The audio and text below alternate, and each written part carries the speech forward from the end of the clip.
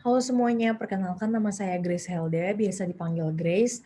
Saya berasal dari KKN PPM UGM Unit Sin 2 di periode 4 2020 dan saya akan menyampaikan salah satu program kerja saya yang berjudul Beasiswa untuk Lanjutan Studi. Oke, jadi menurut saya melanjutkan studi misalnya ke jenjang yang lebih tinggi, misalnya S2 atau S3 atau misalnya mungkin dari transisi dari SMA ke S1, itu menurut saya penting sekali karena salah satu yang menentukan kualitas manusia itu adalah pendidikan. Jadi semakin tinggi pendidikannya menurut saya, mahasiswa atau individu sendiri itu akan semakin terbuka dengan dunia luar, akan semakin terbuka dengan pemahaman-pemahaman baru, pemikiran-pemikiran baru, ide-ide baru dan, banyak hal lah pokoknya gagasan-gagasan baru misalnya. Dan menurut saya salah satu aspek yang sangat penting adalah ketika kita juga memikirkan untuk melanjutkan studi ke luar negeri. Jadi bukan hanya di dalam negeri saja. Mengapa? Karena menurut saya ketika kita belajar ke luar negeri, kita itu mendapatkan kesempatan untuk belajar dengan para ahli atau orang-orang lokal di sana gitu. Jadi memang ada selain kita bisa menuntut ilmu atau kita bisa mencari ilmu, ada hal-hal lain yang bisa kita asah atau bisa kita pelajari, misalnya seperti belajar bahasa baru, belajar budaya baru, kita memperluas networking kita, bukan cuma hanya dengan orang Indonesia saja, misalnya dengan teman-teman kita, tapi juga dengan orang luar negeri, gitu. Dan menurut saya belajar ke luar negeri adalah suatu pengalaman yang setidaknya sekali seumur hidup itu memang harus dirasakan karena kita bisa merasakan, antusiasme dan kegembiraan kita pas kita udah bisa belajar di sana. Karena kita nggak cuma belajar dengan orang, Indonesia aja, tapi kita juga belajar dengan orang lokal di sana. Begitu, dan mungkin stigma dari melanjutkan studi misalnya S2 itu stigmanya mahal misalnya. Tapi maka dari itu beasiswa itu ada dan maka dari itu saya di sini prokernya untuk, berbicara tentang beasiswa untuk lanjutan studi karena menurut saya belajar di luar negeri dan melanjutkan studi atau belajar di luar negeri atau sekedar melanjutkan studi misalnya baik di dalam negeri ataupun luar negeri itu sangat penting, gitu. Jadi memang tidak ada alasan lagi untuk orang untuk tidak melanjutkan pendidikannya karena sekarang sudah banyak negara-negara yang memfasilitasi, beasiswa untuk, banyak international applicants atau mahasiswa internasional. Jadi menurut saya semua orang bisa melanjutkan studinya di luar negeri asalkan ada niat. Oke. Jadi ini outline-nya, kita akan membahas tentang beasiswa beasiswa dalam negeri, beasiswa luar negeri, dan apa saja yang harus dipersiapkan. Jadi yang pertama beasiswa KIP kuliah, ini nama aslinya dulu bidik misi. Jadi dia itu beasiswa yang ditawarkan setiap tahunnya, misalnya di setiap universitas itu pasti ada. Jadi memang beasiswa ini diperuntukkan untuk mahasiswa atau anak-anak yang memang kurang mampu begitu. Dan penerima beasiswa ini pun berjumlah kisaran 400.000 setiap tahunnya dan itu berpotensi bertambah. Nah, beasiswa ini juga diperuntukkan bagi siapapun atau misalnya pelajar SMA yang ingin melanjutkan studi ke jenjang yang lebih tinggi, misalnya D2, D3, D4 atau S1. Setahu saya bidik misi itu cakupan beasiswanya dari biaya kuliah, biaya hidup dan kebutuhan studi. Jadi setiap bulannya seingat saya, sepengetahuan saya itu memang disediakan dana beasiswa ke masing-masing mahasiswa yang menerima bidik misi tersebut. Nah, untuk lebih lanjutnya, memang ada syarat-syarat yang harus dijalankan oleh pelamar atau mahasiswa tersebut yang mendaftar ke bidik misi dan untuk informasi lengkapnya dapat dilihat di website ini. Yang kedua itu ada Jarum Beasiswa Plus yang beasiswa ini juga diperuntukkan bagi mahasiswa atau mahasiswi berprestasi jenjang S1 atau D4 dan penerima beasiswa ini biasanya disebut Beasiswa Jarum. Dan selain mendapatkan dana beasiswa ini, para penerima beasiswa pun akan menerima pelatihan soft skill. Jadi setiap bulannya itu mungkin ada program-program yang dirancang oleh Jarum Foundation untuk penerima beasiswa tersebut supaya mereka ini juga terasah secara soft skill gitu, secara skill juga terasah supaya nanti jika masuk di job market atau dunia kerja bisa lebih unggul dari bisa menjual sesuatu yang ada pada dirinya dan menjadi individu yang unggul. Nah, cakupan beasiswa itu dana beasiswa dan pelatihan soft skills. Untuk info lebih lengkapnya dapat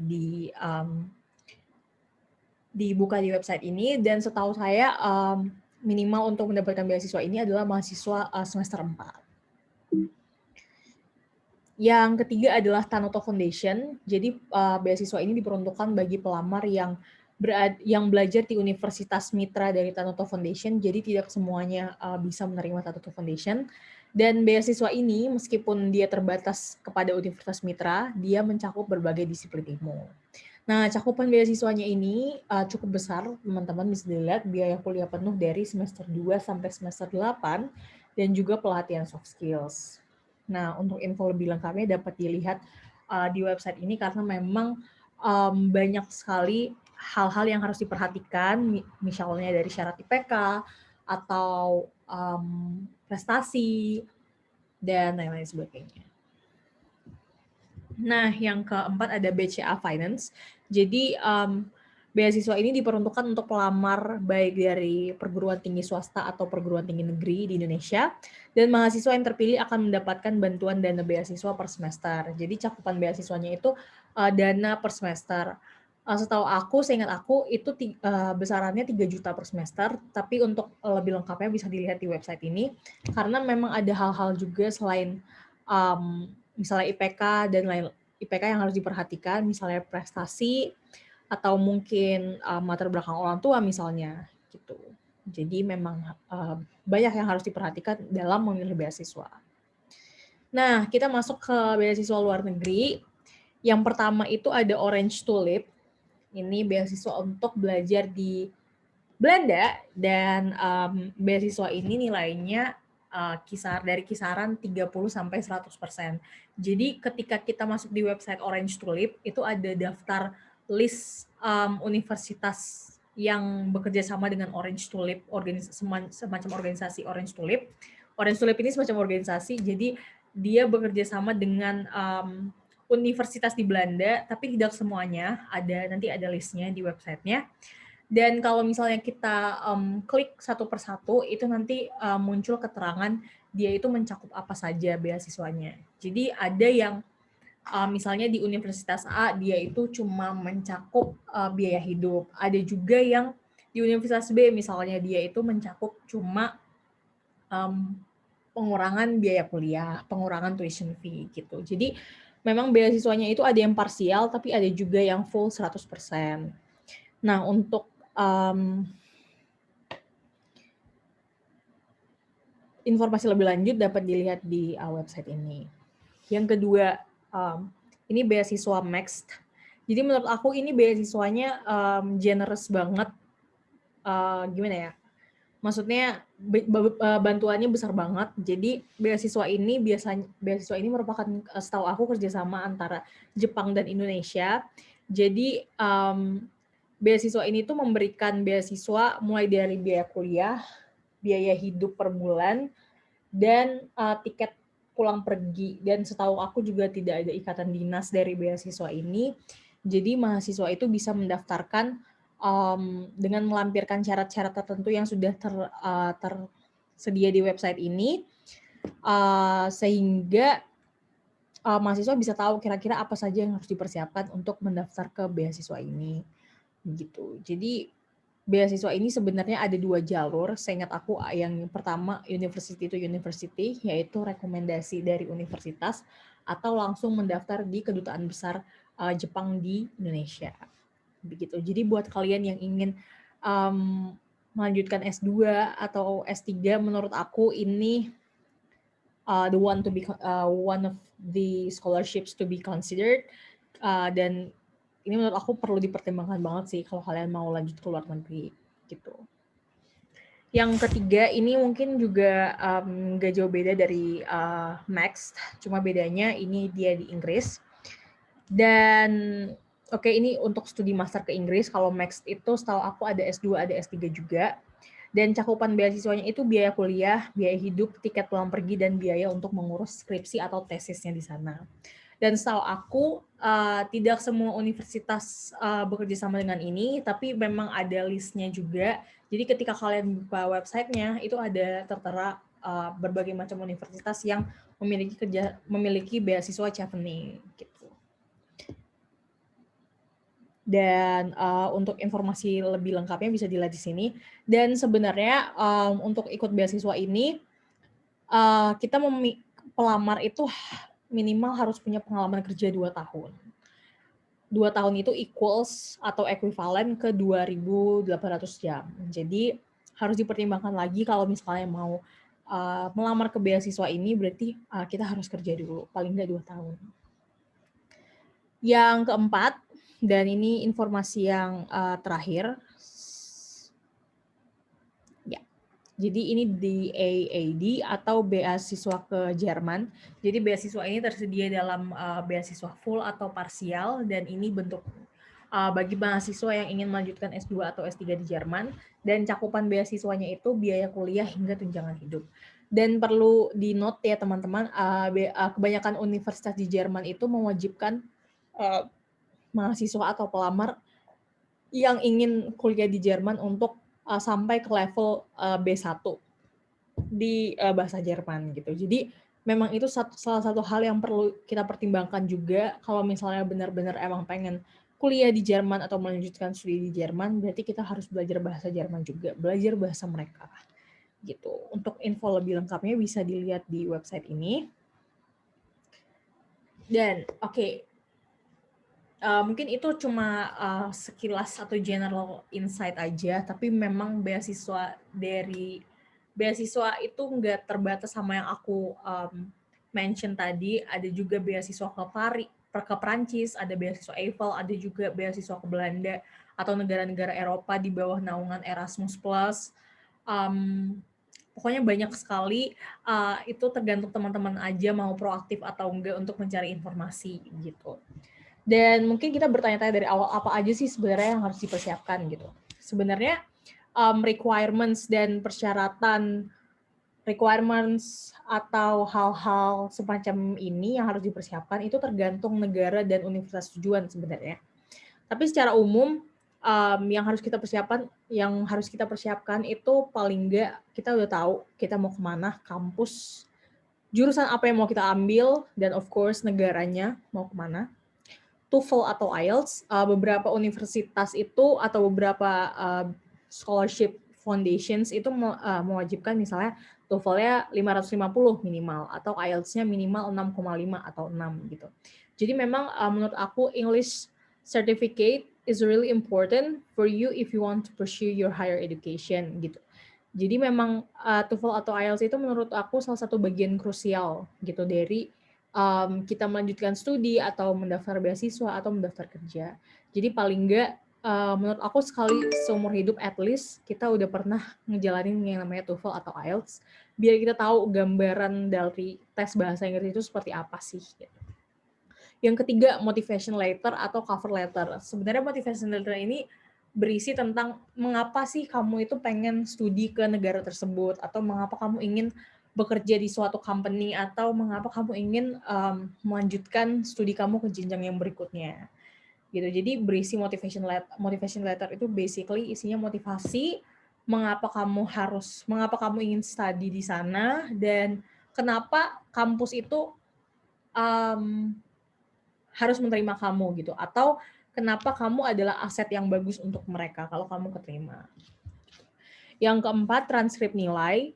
Transkrip nilai itu menurut aku juga sangat penting, berarti ini kaitannya sama GPA atau IPK kamu, karena ada beberapa beasiswa, misalnya Erasmus Plus itu dia hanya menyediakan beasiswa untuk mahasiswa dengan IPK yang sangat bagus misalnya 3,7 let's say atau 3,8 gitu. Dan memang IPK menurut aku salah satu yang penting juga, tapi tidak semua beasiswa itu require kita untuk mencapai certain level of GPA atau mendapatkan IPK tertentu untuk bisa mendapatkan beasiswa tersebut. Lagi-lagi apa yang harus kita persiapkan itu benar-benar bergantung sama tujuan kita, negara tujuan kita atau universitas tujuan kita. Ada beberapa negara yang require kita untuk bisa bahasa mereka, misalnya Jerman, atau ada yang require kita untuk kerja juga, misalnya kita ngambil MBA di Jepang, itu juga kita harus kerja minimal 2 tahun, atau tadi yang chevening juga harus kerja 2 tahun. Terus ada juga yang misalnya kita harus ngambil tes kayak akademik gitu, namanya GRE atau GMAT, biasanya itu untuk universitas-universitas di Eropa. Jadi memang ketika kita sudah memiliki negara tujuan, ketika kita sudah memantapkan hati mau belajar di sini nih, kita juga harus tahu persyaratan apa aja, kita harus aware dengan apa aja yang harus kita persiapkan. Dengan gitu kita nggak gelagapan gitu ketika hari H sudah dekat, misalnya hari H pendaftaran sudah dekat. Jadi itu bisa juga memperbesar chances kita untuk getting in atau getting in that university atau mendapatkan beasiswa tersebut gitu. Jadi dan ini beberapa website yang memberikan informasi mengenai beasiswa. Yang pertama itu ada oia.ugm.ac.id. Jadi ini punyanya OIA UGM, Office of International Affairs. Banyak beasiswa juga di situ. Yang kedua ada IND Beasiswa, idp.com, beasiswapaskasarjana.com, beasiswa.id. Lagi-lagi aku tekanin, menurut aku belajar di luar negeri itu sesuatu hal yang menyenangkan banget, dan at least kalian itu pernah merasakan itu sekali seumur hidup misalnya. Dan aku pun kemarin merasakan hal yang sama meskipun pandemi, jadi aku harus belajar online dari sini dengan teman-teman yang juga diverse banget, banyak dari mereka yang ada dari US, dari Australia. Jadi menurut aku itu sangat worth it buat kalian experience sesuatu yang kayak gitu. Selain kalian bisa menerima ilmu-ilmu baru dari experts yang ada di luar negeri, kalian juga bisa punya networking dari berbagai negara, kalian bisa tahu budaya Prancis tuh kayak gimana sih, budaya US itu kayak gimana, orang-orang dari US itu kayak gimana, cara kerja mereka itu seperti apa. Dan yang terpenting ketika kamu belajar di luar, jangan cuma monoton belajar ilmu aja, tapi jangan lupa join organisasi, misalnya PPI, misalnya Perhimpunan Pelajar Indonesia kalau nggak salah, PPI, atau learn new cultures, belajar budaya baru, belajar bahasa baru, traveling, jalan-jalan, karena itu menurut aku jalan-jalan itu nggak cuma sekedar jalan-jalan, tapi kita juga bisa make some unforgettable memories, atau kayak belajar budaya sambil kita jalan-jalan, bisa juga menyicip makanan baru gitu. Jadi menurut aku nggak ada alasan sih buat nggak melanjutkan studi ke luar negeri gitu. Karena memang sangat worth it dan eye-opening experience banget. Jadi ya kalian harus mengconsider untuk studi ke luar negeri, melanjutkan studi kalian ke luar negeri, karena ada beasiswa, semuanya bisa jadi lebih mudah gitu. Atau kalau kalian mau self funding juga bisa banget. Tapi kalau biasanya stigmanya itu karena kan terlalu mahal gitu.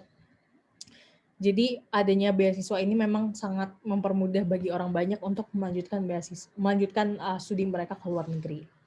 Gitu. Oke, aku rasa itu aja dari aku. Semoga informasi ini bermanfaat buat kalian semua. Dan semoga apapun yang kalian cita-citakan sekarang semuanya bisa berhasil ke depannya, baik itu skripsi, baik itu lulus SMA, lanjut S2, segala macam, pengejar beasiswa. I wish you all the best. Semoga apapun yang kalian inginkan bisa tercapai tahun ini dan di tahun-tahun mendatang. Terima kasih.